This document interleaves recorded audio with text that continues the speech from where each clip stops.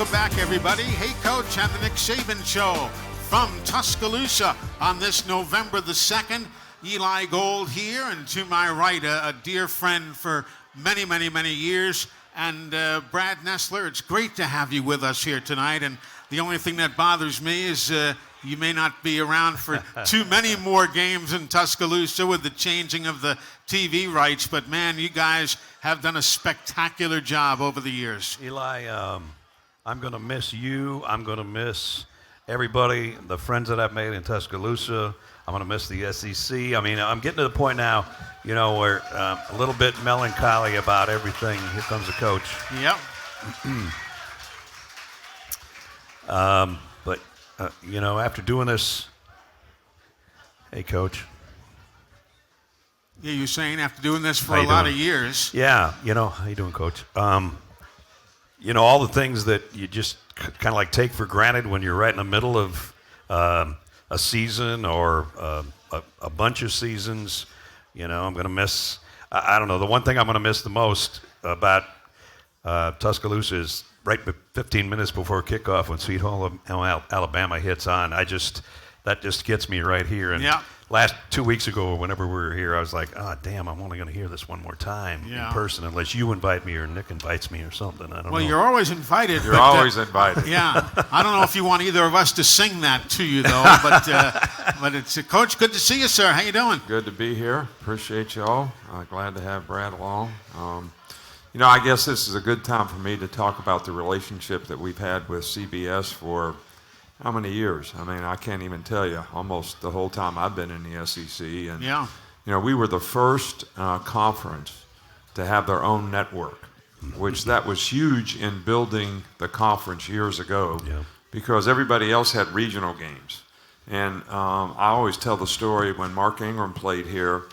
He might be the only guy that ever won the Heisman Trophy, because I can't verify this for sure, that never really won the Southeast. There's 6 voting areas that the media has. But he really won the Heisman Trophy because we were on CBS. Right. It was national. Right. So everybody saw him play all the time. People didn't see the guy at Stanford or Nebraska or whatever. Right. And but they saw him, and that's a tribute to CBS and their relationship with the SEC and giving us a national network, which I think helped build the brand, you know, of our conference and a lot of the schools in the conference to be able to be, you know, what we are today. So, and I hate it that we're not going to continue this relationship, but you know, you're always welcome here. It's been a great one. Y'all are great people. You've been great to me. You've been great to us. You've been great to the University of Alabama, so we appreciate that more than you know. Thanks, Coach. Appreciate it. Very true. Craig Silver's out there, too. Yeah, Jenny's here, too. The esteemed producer, Craig Silver, is here, and your lovely Coach put a wife little is steam here. on me today because Jenny was here 2 weeks ago. Yeah, well, Brad's on the hot, you know, he's on the hot seat. You know, when Jenny was here, we beat Tennessee. Yeah. So I come off the practice field, and he walks over, and he's got a little smirk on his face, and he said, you know, when Jenny was here, she asked really good questions, and we won the game, and then it's you. And if we lose, man, God, you might be. I'll never be welcome back. You might be out. But my wife, Miss Nancy, said, why does he even think that way? There's no thinking about losing. Huh? There you go. Yeah. No, I was just kidding about that. I know you were. Yeah. Hey, Coach, normally we would be going to the phone now and taking our phone. Yeah, Pee-wee. Yeah. You know, well, surprise. In honor of your potential last visit here to town, we have imported Pee-wee from Grand Bay, Alabama. This is he right here. This is Pee-wee? Yes, This that is is Pee-wee. Oh, my God. And This is a famous caller. I'm honored He's that I get famous. to see him in person. This is unbelievable. Pee-wee, What's up, good to Pee-wee? see How you doing, man? Yeah. Pee-wee is really, for those of you who don't know, is really the offensive line coach. Yeah, he is, pretty much. And we get very good coaching tips. Every week. And, you know, I think it's important that you understand, because the players appreciate you. You really don't understand how much they appreciate you, because when you do something that helps a player get better, that's how the player gains respect for you, because you made him do something. You taught him something that helped him get better. You know, we talk about respect and fear and coaching. And in the old days, you know, you used to get intimidated by the coach a little bit and do it because you were afraid if you didn't do it, what might happen. But really, in this day and age, it's all about helping the guys get better. And any information that you give me that I pass along to them, and I tell them this came from Pee Wee, they respect that. They respect you for all that you've done to help them. So we appreciate that a lot. Well, I appreciate that as well. And the next thing is they don't want to disappoint you. You know, when you help them get better and they respect you, then they don't want to disappoint you. So they're really out there playing hard for you. So that's what you got to look forward to. And there's a bunch of left tackles in the league that would like to repay you, I'm sure. Yeah. A few. Well, you know, the game this week is probably against the best team that we've played this entire season. Yes, sir. And controlling the line of scrimmage on both sides of the ball is going to be really important. You know, they got number 4 who runs around the field like Baba Boucher. And, you know, we... It's a good analogy. You know, and back in the day, you know, when I played and all that, the way you try to attack a player like that was to run the ball at him.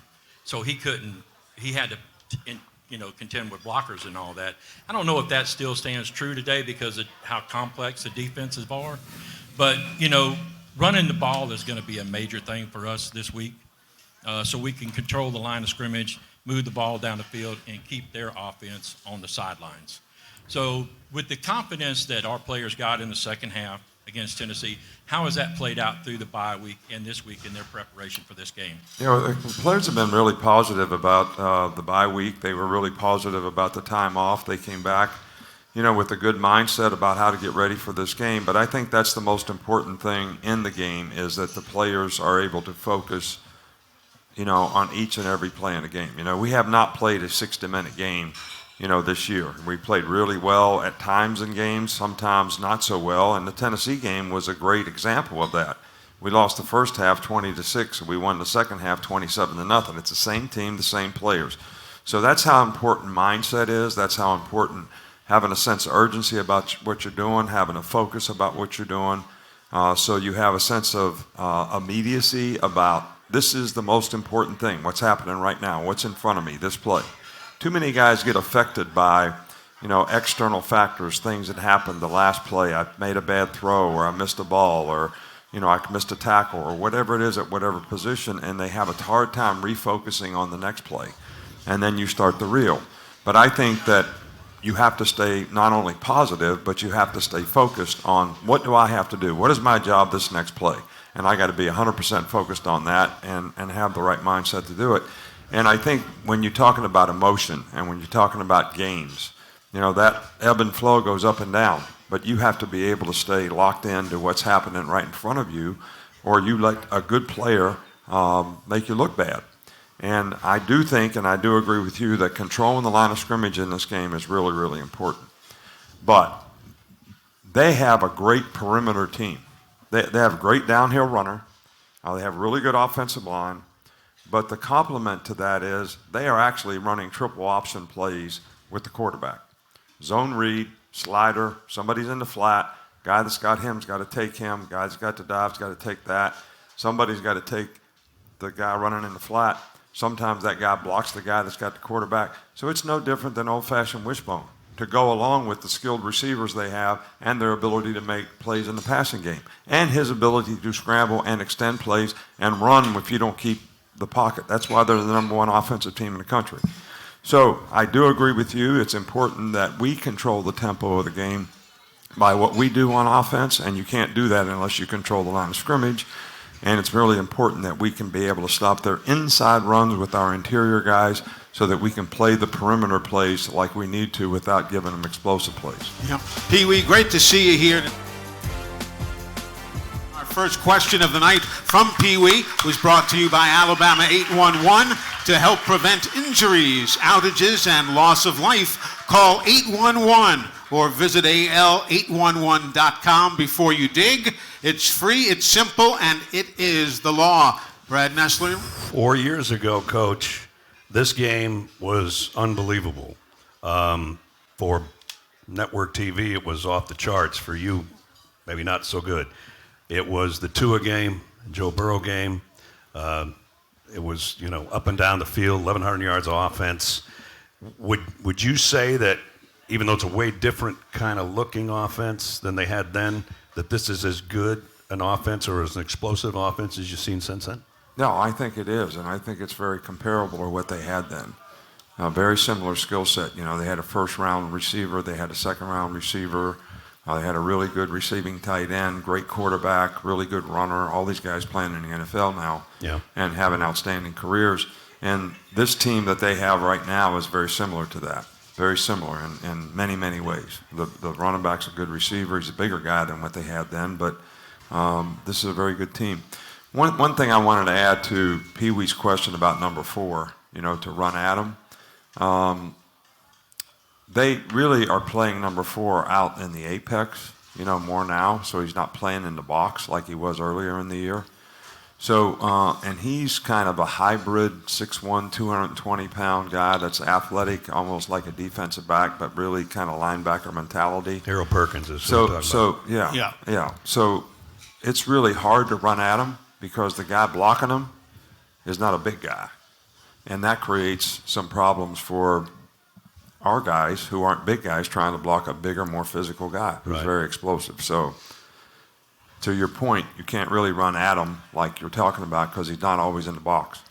And the guy had 4 sacks in a ball game against Arkansas. I mean, he's just dangerous. Yeah, he is that. They finally put him in a spot where he's comfortable. Yeah, you know? They kept moving him around, and finally they found a spot. Hey, let's go to Alameda, California. Michael is joining us on the phone. Michael, welcome to the Nick Saban Show. Hello. Thank you so much for your time, and I can't believe Pee Wee beat me on anyway. I want to say, Coach, I've got an important question for you, but it's just so amazing that we have 2 legendary broadcasters and one of the most important coaches sitting at one table all together. That's incredible. Eli, I have to say thank you for all of your effort and work to get healthy and get better and be back in the chair. We value you so much, and you're just really important to us. And thank you for all that effort. You deserve a thank you for that work. My pleasure. And Coach, we really appreciate you saying that. You know, it's really important. It's been a big part of the tradition, and we really appreciate people acknowledging Eli for all he's done for the program.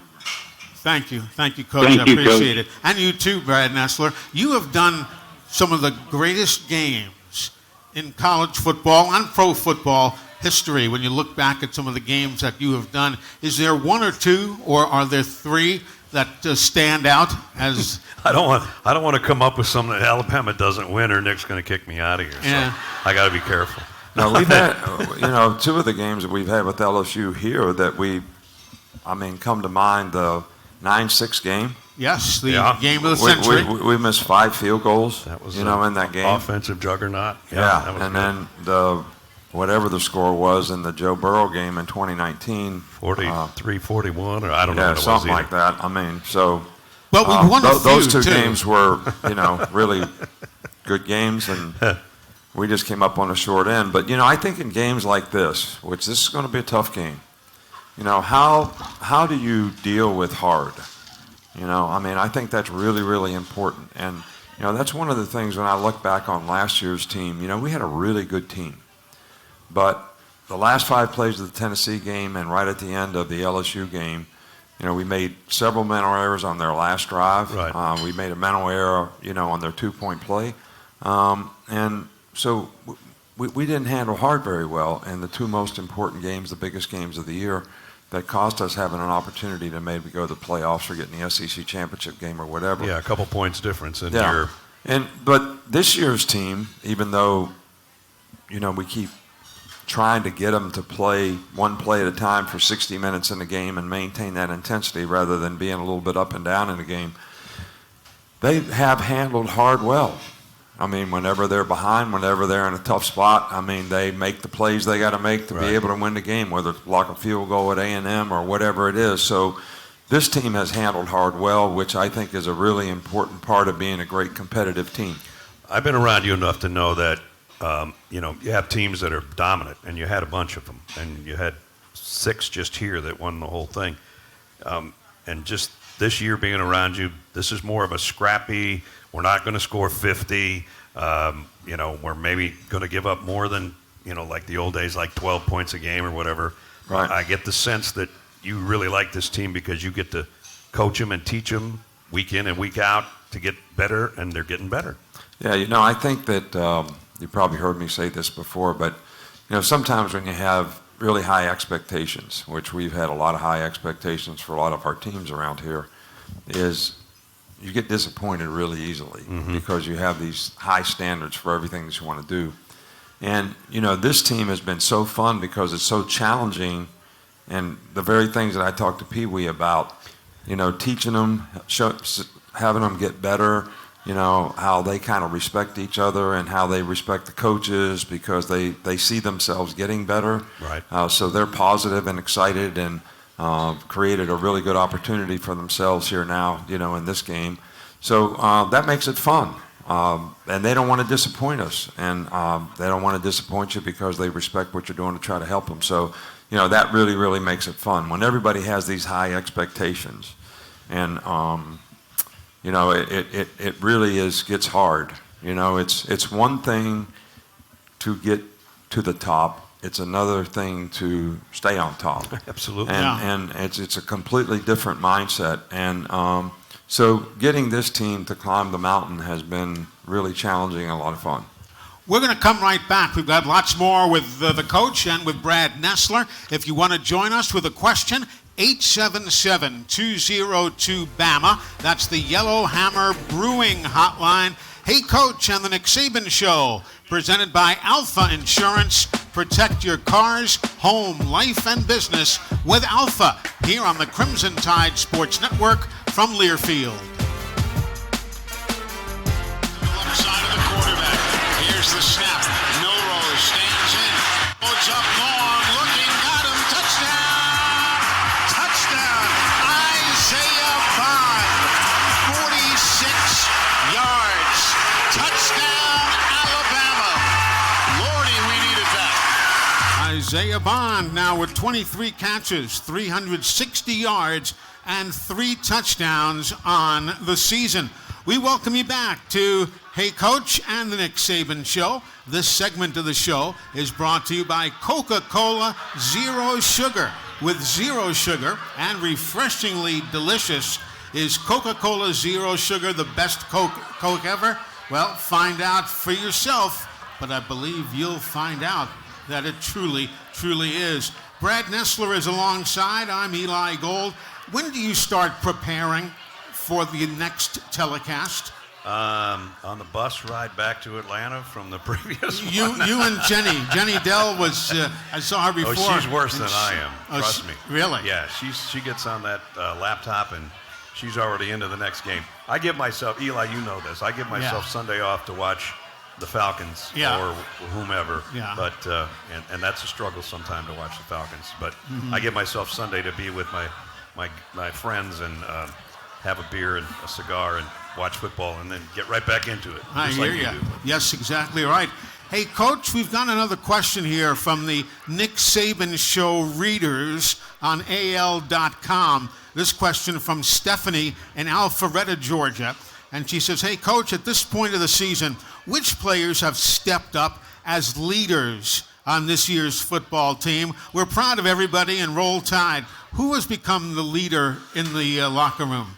Well, I think there's several, actually. I think Book, the offensive guard, 52, is, really kind of been the leader of the offensive line. I think Jalen has actually, shown some real positive leadership as he's gained confidence. Jace McClellan is really a really, really good leader. On defense, Dallas Turner has been really, really good. Devontae is really, really good. Malachi Moore is really, really good. So, Brass is good in his own quiet way. But so we have some guys that have shown some really, really good leadership, I think this year. And I think the biggest thing with those guys is they always put the team first. There's a lot of guys on the team that they have a hard time with that concept. They love playing, they love competing, but they're a little bit more about what they're doing and not just about the team. I think all those guys that I mentioned, man, they are really, really They want to do something special for the team, and the team means everything to them. And when we don't have success, you can really see it in their eyes that it really bothers them. It bothers them, yeah. Let's go to the phones. We've got Jack in Tullahoma, Tennessee, joining us. Jack, welcome to the Nick Saban Show. Hello. Hello, Coach Saban. Eli, I appreciate you taking my call. Appreciate your time. Yeah, Coach Jack. Saban, I've heard you say this many times throughout your tenure as our coach, that you and the coaches teach the players not to talk to the other team, because many times when you retaliate, you get called many times with a penalty, and it's not the Bama standard. But I've noticed more of that happening this year. And, me one too. thing, too, if you get a penalty like that, as good a field goal kicker as Ike Reichert is, it could take him out of field goal range. So what can we do this week in the weeks ahead to keep our players from talking to the other team? Thanks. Yeah, well, I've been trying, all year long. But, man, I tell you what, it's tough. It's really a culture has gotten more and more in the direction of, I call it, dogging the other guy. And to some guys, that's kind of their motivation, to make the other guy look bad, which should be your motivation. You should be out there trying to beat the guy that you're playing against, to beat your matchup or whatever. But there's also a certain amount of respect, that goes with that. I mean, even with our guys are practicing good on good. I just had a lecture about this week. We're not practicing good on good so somebody can win and somebody can lose. We're practicing good on good so that you have an opportunity to practice game-like repetitions in practice against a good opponent, so that we can challenge you to improve yourself and improve your technique so you're more ready to play in the game. So you should respect the other guy for trying to beat you. You should respect that he's trying to make you better by him doing well, and you respect him because he's trying to beat you and it's making you better. Rather than, I beat you, so we're going to talk about something, and I'm going to dog you about it. But that's kind of a tough culture, right now to sort of break, with some of these guys, and they get very emotional when they do it, which makes it even more difficult. But bad habits have a cost, and you mentioned the cost, and that's a bad habit. Good habits have a price. You got to pay the price to develop the habits that you need to be the best player you can be and not to do anything that hurts the team. And we have had some of those circumstances this year that, have not been beneficial to us. And all we can do is just trying to keep teaching these players. But it's not because I don't believe like you believe. It's not because we're not trying, to get them to do things the right way. And we use every one of these opportunities as lessons for them to learn from, so that hopefully, it doesn't happen in the future. We've been lucky enough over the years to be able to come to practice on Thursday. I'm not privy to what you say in the locker room, be it on a daily basis or the pregame, halftime, postgame, whatever.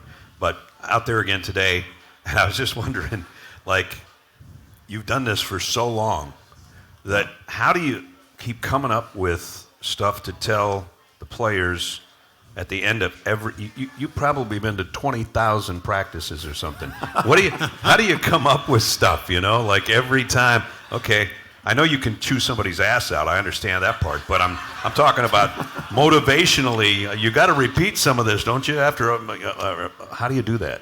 That's amazing. That's an amazing talent. Other than being a great coach, I'm just saying. Okay, so I'm going to tell you a little story, because lots of people have been asking me, what's wrong with your eye?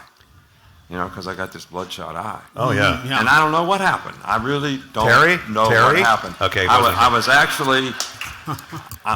actually on TV on Wednesday, and the guy that's interviewing me says, what's wrong with your eye?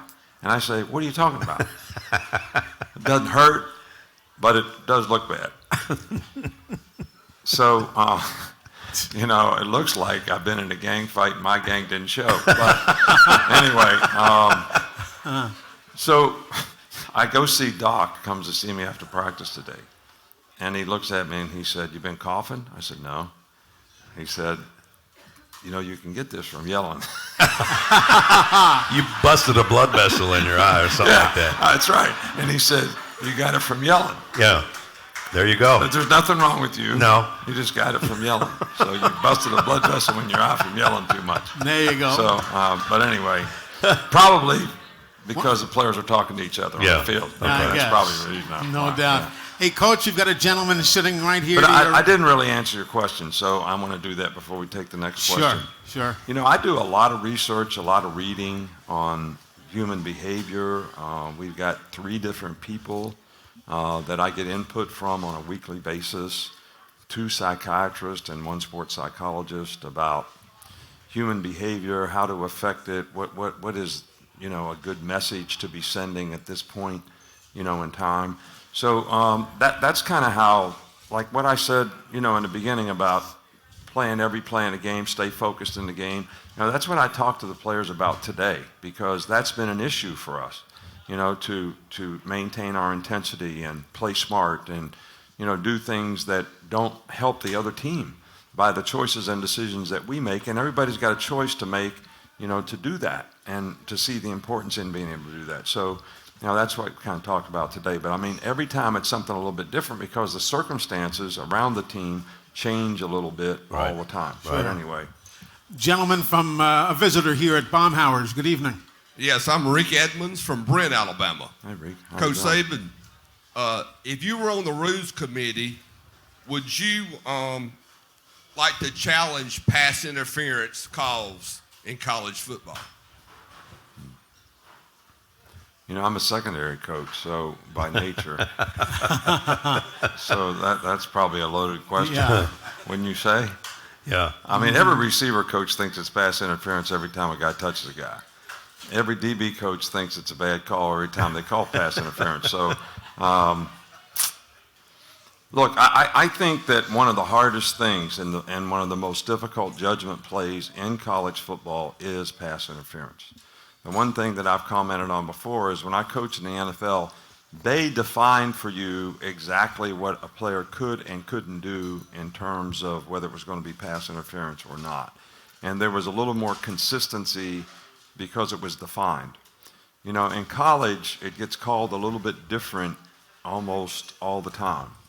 But I actually, and I think one factor that has made it more difficult for the officials is the back shoulder throw. Because for a long time it was like, well, if you're playing the ball and you're looking for the ball, even though you're making contact with the guy, that's not pass interference. Well, we had to change the way we coach defensive backs because of the back shoulder throw. So the guy's running down the field, and you read his shoulders. So if his upfield shoulder goes back like this, the quarterback's throwing the ball to his back shoulder. So that's more like a hook. All right, so the defensive back can't just turn and look for the ball, because if you look for the ball and the guy's throwing it to the back shoulder, you're going to keep running. He's going to stop and catch the ball. So, we put a cone down, in practice at a certain depth. And when we do long ball drill with our defensive backs, I don't allow them to look back for the ball until the guy gets through the cone. Because most of the time you can define the move area when the guy's going to throw back shoulder, what yard line, how far down the field is that going to happen. So when that happens, though, the defensive player has to play the ball through the receiver, almost like a hook route. And they kept calling that pass interference because they say you're not playing the ball. Well, I am playing the ball. I just can't look for the ball and play the ball because they're throwing the ball back here. So I do think that through lots of conversation, we've done a little bit better job of making that call. And I think it's been a little more consistent this year because we have tried to define it. But to answer your question,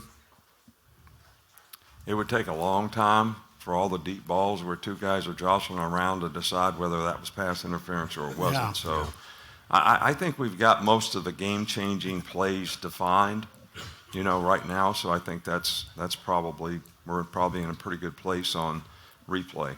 Gotcha. Thank you, sir, for your question. We're coming right back. More with the coach and Brad Nessler here on the Crimson Tide Sports Network from Learfield.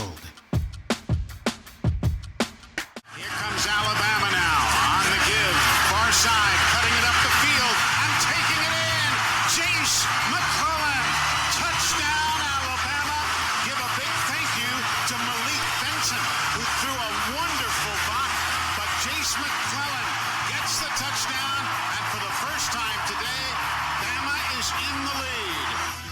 Indeed they were, and you're right, Malik Benson in that play threw a pivotal block, and that's one thing, Nice. Brad Nessler, if you don't block for Nick Saban's guys, you're not playing. Yeah, no, great call there, brother. I just wanted to Thanks. say that. I got to hear it for the first time. So, yeah, you got to block, especially on the edges, or you're probably not going to play. Yeah, that's probably very true. But, I just thought of something, Brad, about your last question about how I keep coming up with something different. Here's a good technique that everybody can use with their kids. All right, because I used it the other day, and it really got their attention. So, and I really didn't say anything different than I said the day before. It's just how you said it. Okay, no. I said, I talked to the players about what the schedule is tomorrow and all that stuff, and I said, now I got something very important I want you to hear. All right, so I want everybody to put their hand over their ear because I don't want this to go in one ear and out the other. and I was just kind of kidding. And everybody did it, and everybody was like looking at me like, what's he going to say? I got one ear better than the other, so I would have been sucking it all up. That would have been great. So, I mean, they listen like crazy. I mean, if you want to get your kids' attention, just tell them to put... Really? So an old adage like one in ear and out the other, which half of them don't know what that means, so they actually took you literally. Oh, yeah. Yeah, that's good. Unreal. Of course, the voices of Coach Nick Saban and the voice of CBS Sports covering the SEC, Brad Nessler. Brad, why don't you jump in with another question for the coach? Okay, I got one for you. So you're a junior, aren't you? You're Junior? You're Nick Jr., aren't you? Yeah, but nobody ever called me that, but yeah. Okay, I didn't mean to bring it up. My dad was Nick, and I'm Yeah. Nick, but everybody called me brother when I was growing up. So Brother? They do that in West Virginia. And they don't still they? do it. Yeah. I mean, Joe Manchin is a U.S. Senator and still calls me brother. Brother? In the U.S. Senate committee meetings. So, so like Nick and Mary, at some point they say, what do you want to be when you grow up, son? What did you tell them? I want to be a fireman. I want to be a cowboy. I want to be a football coach. You know what? I never really wanted to be a coach. Everybody. I guess that's what I was getting at. At what point did you go? I really didn't. I guess because I grew up around cars. And, my dad having a service station, I worked in it from the time I was 11 years old. I worked on cars. I drove cars when I was 11 years old. And in those days, there was a clutch, it wasn't like it is now. That's right. All right, so I always just thought I'd be in business, and I really, deep down inside, wanted to go to, I think it's called the Norwood Institute, but I'm not sure. It's a General Motors training program for how do you become a car dealer, or run a dealership, or whatever. Well, you got that part figured out, but it's kind of... Well, yeah, but it took like 50 years, to ever get that part. So you're just thinking So that's what I was going to do cars. out of college, and Don James asked me to be a GA, so I've been doing that for 50 years now. Right. And about 7 or 8 years ago, we finally got our dealership. But, there's a couple ladies that work at the dealership that are here, and they can tell you I've been there one time this year. One time. Really? Yeah, one time. Well, that's good. So I was always curious, like when you said, okay, I'm going to be a football coach, and so it wasn't when you were 10 years old, I'm going to be a football coach. I'm going to have Nick. No, and service even when station I or started something. doing it, it was like, this is really fun. It's really almost like playing, except you don't have to run wind sprints after practice, because you're still competing, you're still getting ready for games and all that kind of stuff. But I still, in the back of my mind, I never thought I had a long-term career. I never thought I'd be a coordinator. I was just a DB coach, and I liked doing that, and that was good and all that. But then I got to be a coordinator at Michigan State. Then it started being opportunities maybe to be a head coach and go to the NFL. So until then, I never really thought I had a career. That's when we met each other, way back at Michigan State and the Browns, and then back to Michigan State and all that. He's told some of the greatest stories ever that we can't repeat, but in our meetings, he talks about recruiting, especially during the holidays. And Miss Terry's nodding her head over here, isn't she, right now? She knows them. She lived them. She lived through them. She lived them. So he's told some of the greatest stories ever about recruiting around like Christmas and stuff, and you don't have to repeat them, but I was just going to wonder, like, how many Christmases did you miss? A couple. A couple. Yeah. Well, I did too, because I used to do the old North-South game or Blue-Gray game, and that was on Christmas Day. Yeah. Yeah, so Nancy knows that missing Christmas is not a fun thing. Well, I can tell you this. I'll never forget this feeling, is when I was at the Browns as a defensive coordinator, we actually played the Rams in L.A. on Christmas Day. Yeah. And our kids, Nicholas and Kristen, were probably maybe 8 and 4. It's Christmas Eve. I'm sitting in a hotel in Los Angeles, California. Can't be with the family, can't be with the kids. Call Terry on the phone. It's really not like Christmas. And going all the next day because you're playing a game. Yeah. Sure. I mean, that was like a low point in my coaching career, just from a personal standpoint. Just being so sad that you can't be with your kids Right. and your wife on Christmas. At least now, even though I might miss something because I was recruiting or we were practicing, I eventually make it home. Eventually. I love that. I love that. We're going to come right back. More of our story hour with these two storytellers right after this on the Crimson Tide Sports Network from Learfield. Milton stands in. The ball is knocked free. It's picked up by Alabama. And rumbling in for the touchdown is the Crimson Tide's Jihad Campbell. We had just spoken about him taking advantage of playing time, and he gets the loose football that takes it on in. And Brad Nessler, as a broadcaster, yes, for Alabama, but as a broadcaster in general, I love seeing a guy who doesn't get that much playing time I know. take advantage of the opportunity. That was the game turner right there, Yeah. Eli, and the beginning of the comeback, and then it just got better for Alabama. But yeah, that was a huge play. Yeah, Coach, you just talked about Jihad Campbell, or any young guy who gets playing time, and you just love seeing him take advantage of it. Yeah, Jihad's come a long ways this year. Really probably came to us as more of an outside backer than an inside backer. And he's really developed nicely at that position because we didn't have a lot of depth at that position, and he's done a really, really good job. The guy's very athletic. He can run. He's got really good size. And he's getting a much better understanding of, what he's supposed to do all the time. And it was a huge play in a game. Of course, Brad's, it was a great pass rush, great sack, strip sack, on it. But it was, he's done a good job. Yes, he is. Let's go to the phones. Harrison joins us in Florence, Alabama. Hello, Harrison. Hey, Eli. Good to be talking to you again, Coach. How are you tonight? Good, Harrison. How are you? I'm doing great. I hope you had a wonderful 30th birthday this week. Yeah, it was good. It was good. Fantastic. That is fantastic. I'm glad to hear it. I've heard a lot, too, about LSU's offense, and rightfully so. They're a tremendously talented offensive team, but I haven't heard much about their defense, and obviously you don't get to be the 14th ranked team in the country with a bad defense. So what are some things you've been stressing to the guys this week about what we need to be looking for from LSU on defense on Saturday? Yeah, well, they have a good defensive team. They have a good front seven. They've had some injuries in the back end, I think, that, maybe has got them to maybe change their style a little bit, throughout the course of the year. But they still got a lot of good players. They play really well. They're hard. They're physical. Their front people are really, really good. And as we talked about earlier, controlling the line of scrimmage is going to be important.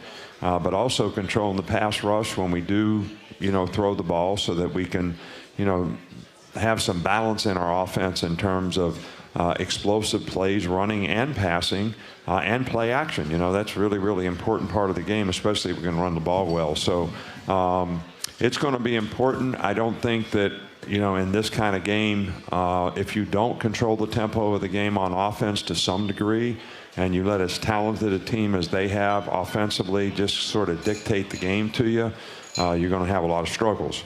But I do think we have a good plan on both sides of the ball, and it's going to be up to the players to go out and execute it.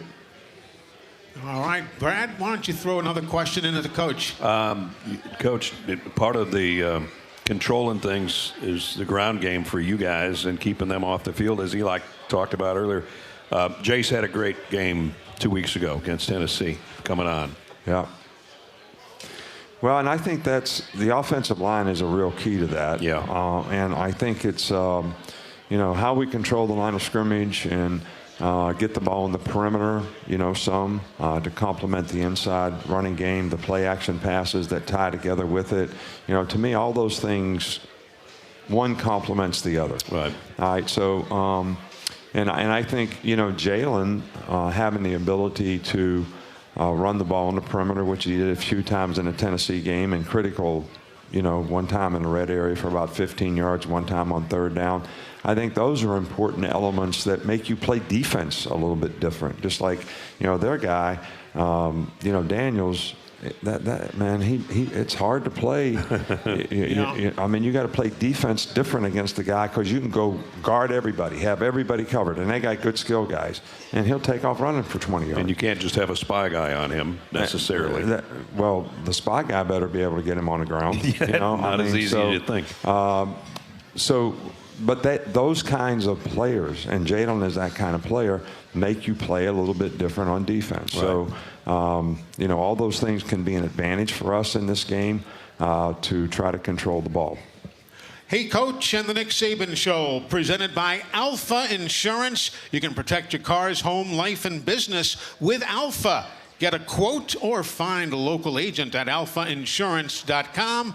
And, Coach, the clock on the wall, we're always subservient to that clock, and it's telling us it's time for your final word. That's presented each week by Mercedes-Benz. Mercedes-Benz, the vehicles are all electric. The feeling is all Mercedes. Yeah, well, I think the most important thing for us in this game is for our players to make a choice and decide how they want to play. Don't let the other team dictate how we play in the game. Don't let the scoreboard dictate how we play in the game. Don't let any external circumstances, dictate how we play in the game. Make a choice about how you want to play, how you want to focus. Decide, what kind of energy you're going to have, what kind of intensity you're going to maintain, and how you're going to play in and play out, and how relentless are you going to be against a very competitive team. So all these things I'm saying about our players. Mm-hmm. Our fans and our stadium can contribute to guys' ability to do this tremendously. And the energy and enthusiasm that you had in the Tennessee game impacted the game tremendously. It impacts the offense. It also creates energy for our players out on the field. And that momentum in the game, helps guys sort of maintain this level of intensity that they need to play their best, for 60 minutes in a game. So this should be this is why guys came to Alabama, playing challenging games like this. It's been challenging for us. They're a well-coached team. It's challenging for us as coaches. It's challenging for each player. But every player needs to prepare himself in a way that he doesn't have to go out there and think about what he's going to do when it happens. He knows what to do, and he's going to be able to focus on playing hard and executing well. Coach, always a pleasure. And Ness, we'll talk again. We're going to let the coach go here, but we'll have another minute to chat with you. But Coach, have yourself a wonderful weekend, and we'll see you on Saturday. All right, I appreciate it. And I tell you what, I got to say it again. I kind of love these guys at CBS. They've been so good to us for so many years. Craig, his crew, yep. And Gary, they've all been great to us for so many years. And I think they've done a tremendous job of helping the SEC, become what it's become today. So thanks. Thanks, Nick. Thank Appreciate you, guys. Thank you. Thanks for having us all the time. Oh, we love having you in town. And will we, maybe it's not my place to ask, but will we see you again this season other than the SEC championship game? I think we'll probably see you for the Iron Bowl. Okay. I don't know that, but I would assume. I was guessing, yeah. Yeah. But yeah. That's. So yeah, the Iron Bowl and the SEC championship. Yeah. But, I was trying to get everybody to pay attention. I hear you. Iron Bowl, SEC champion. Iron Bowl and then the SEC championship. Yes, they're still not listening. They're watching Nick leave. Yeah. But let's discuss very quickly the work that you will have to do to prepare for a season full of another conference after all of these years here. And we've all done games involving different schools, different teams. That part's not difficult, but when you become the voice of a conference, how difficult is that going to be for you? It's going to be weird, Eli. You know what? The travel part is going to be a huge part of it for me. We already did 3 Big Ten games in the first month of the season, and just that whole feel. Although, you know, we go back there, and Gary and I actually started there way back 35 years ago, or whenever it was, when we started working together. And so saw a lot of old friends. As a Purdue guy, I would assume he did. So we saw a lot of old friends when we were back on those trips, but it's not going to be, I can't tell you it's going to be the same, because it's not going to be the same, you know. So we're going to miss everybody in the SEC. Well, listen, we look forward to seeing you down the road and enjoying your work on TV. You guys are the best, and I say that very knowledgeably. And, of course, the work that Craig does and everybody on the crew, we thank them. So good to see you, my friend, and come back anytime, please. Okay, you gotta invite me back. Nancy and I'll just come over. We don't have to do a game. We'll just come over and sit at Miss Terry's table. Sounds good to me. Okay, buddy. Take care. Thanks, man. Brad Nessler from CBS joining us on the Crimson Tide Sports Network from Learfield.